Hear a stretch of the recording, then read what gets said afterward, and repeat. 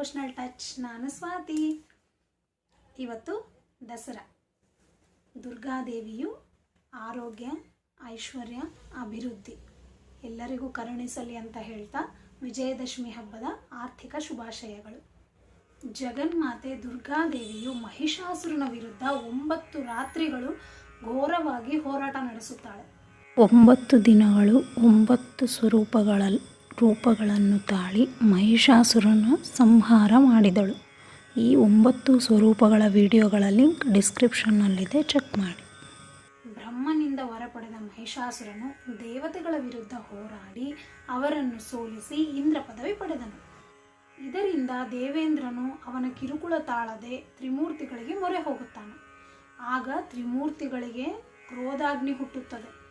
ಈ ಕ್ರೋಧಾಗ್ನಿಯಿಂದ ಒಂದು ತೇಜೋರೂಪವಾಗಿ ಹೊಳೆಯತೊಡಗುತ್ತದೆ. ಈ ತೇಜೋರೂಪವು ಒಂದು ಕಡೆ ಕೇಂದ್ರೀಕೃತವಾಗಿ ಸ್ತ್ರೀ ರೂಪದ ದೇವಿ ಜನ್ಮ ತಾಳಿದಳು. ಶಿವನ ತೇಜವು ಮುಖವಾಗಿ, ವಿಷ್ಣು ತೇಜವು ಕೈಗಳಾಗಿ ಮತ್ತು ಬ್ರಹ್ಮದೇವನ ತೇಜವು ಪಾದಗಳಾಗಿ ಮಂಗಳ ಮೂರ್ತಿಯಾಗಿ ಅವತರಿಸಿದ ಅವಳು 18 ಕೈಗಳನ್ನು ಹೊಂದಿದ್ದಳು. ಅವಳಿಗೆ ಶಿವನು ತ್ರಿಶೂಲವನ್ನು, ವಿಷ್ಣುವು ಚಕ್ರವನ್ನು, ಇಂದ್ರನು ವಜ್ರಾಯುಧವನ್ನು, ವರುಣದೇವನು ಪಾಶವನ್ನು, ಬ್ರಹ್ಮದೇವನು ಕಮಂಡಲವನ್ನು, ವಕ್ಷಮಾಲವನ್ನು, ಹಿಮವಂತನು ಸಿಂಹವನ್ನಾಗಿ ವಾಹನವಾಗಿ ಕೊಟ್ಟನು. ಹೀಗೆ ಎಲ್ಲ ಸರ್ವ ದೇವತೆಗಳ ಆಯುಧಗಳನ್ನು ಒಟ್ಟುಗೂಡಿಸಿಕೊಂಡು ಮಹಿಷಾಸುರನ ವಿರುದ್ಧ ಹೋರಾಟ ನಡೆಸಿದಳು. ಮಹಿಷಾಸುರ ಸೈನ್ಯವನ್ನೆಲ್ಲ ದೇವಿ ನಾಶ ಮಾಡಿದ ನಂತರ ಮಹಿಷಾಸುರನ ಕಡೆ ಬಂದು ದೇವಿಯ ವಾಹನವಾದ ಸಿಂಹವು ಮಹಿಷಾಸುರನ ಮೇಲೆ ಬಿದ್ದು ಚಿಂದಿ ಮಾಡಿ ಅವನನ್ನು ನಾಶ ಮಾಡತೊಡಗಿತು.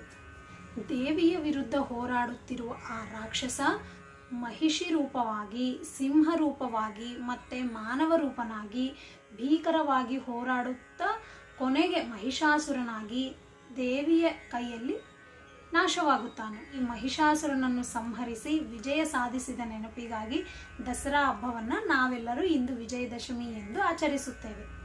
ಇನ್ನೊಂದು ಪ್ರಾಮುಖ್ಯತೆ ಏನು ಈ ದಸರಾಗೆ ಅಂದರೆ, ದೇವತೆಗಳು ಹಾಲ ಸಮುದ್ರವನ್ನು ಮಂಥನೆ ಮಾಡ್ತಾ ಇರ್ತಾರೆ.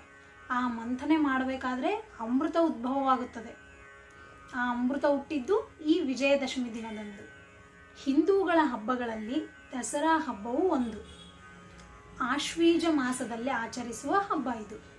ದುಷ್ಟರ ವಿರುದ್ಧ ಹೋರಾಡಿ ವಿಜಯ ಸಾಧಿಸಿದ ನೆನಪಿಗಾಗಿ ವಿಜಯದಶಮಿ ಹಬ್ಬವನ್ನು ಆಚರಿಸುತ್ತೇವೆ. ನವರಾತ್ರಿಗಳಲ್ಲಿ ವಿವಿಧ ದೇವತೆಗಳನ್ನು ಆರಾಧಿಸಿ 10ನೇ ದಿನ ದುರ್ಗಾದೇವಿಯನ್ನು ಪೂಜೆ ಮಾಡುತ್ತೇವೆ.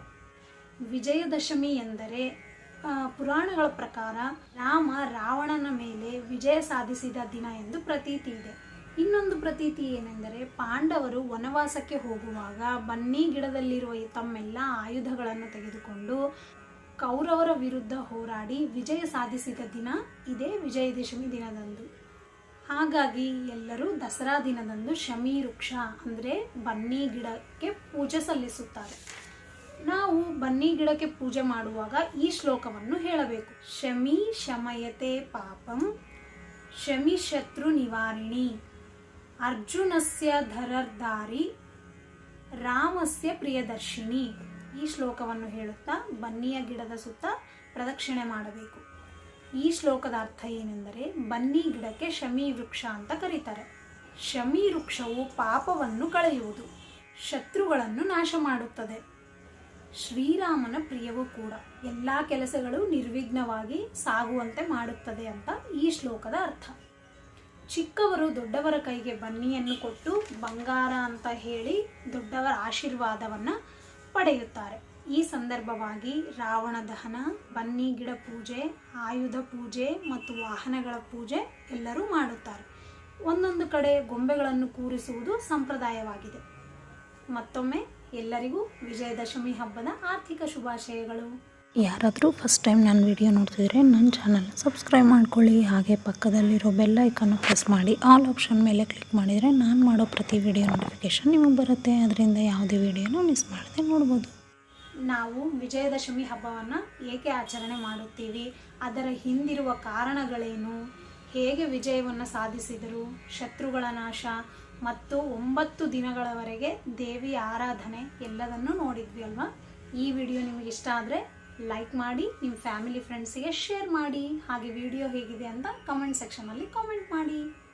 Thank you.